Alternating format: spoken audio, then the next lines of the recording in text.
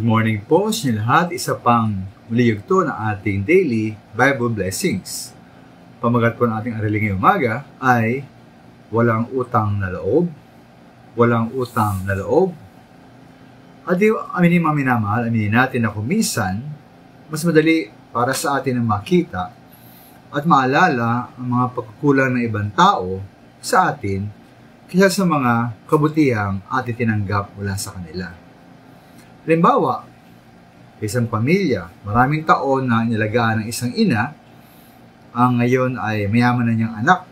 Ngunit na makita po ng mayaman na anak na ito, na parang mas pinapaboran ng kanilang ina, ang isang pobreng kapatid, ito kung mayaman pong anak ay nagtampo at di na pinansin ang kanyang ina.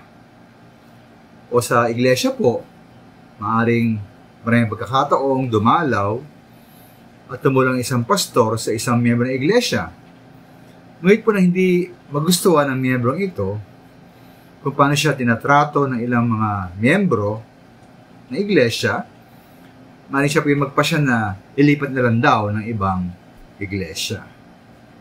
Ito nga po naranasan po ni David mula kay Nabal. Kaya sinabi niya sa unang Samuel 25:21, sa galit ni David kay Nabal ay nasabi niya, sayang lamang ang pangalaga natin sa ari-arian ng Nabal na iyon.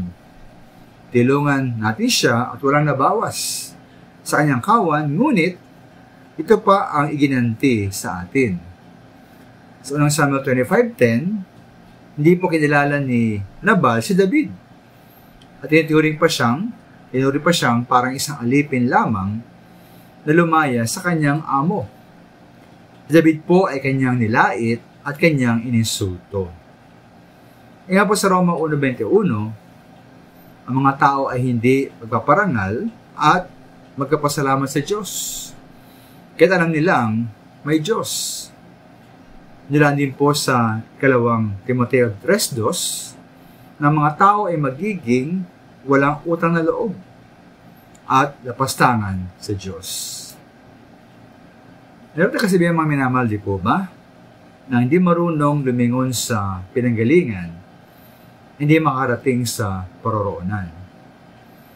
No tayo magpasalamat po lagi sa Diyos at sa mga taong tumulong at nagmalasakit sa atin. Maraming salamat po.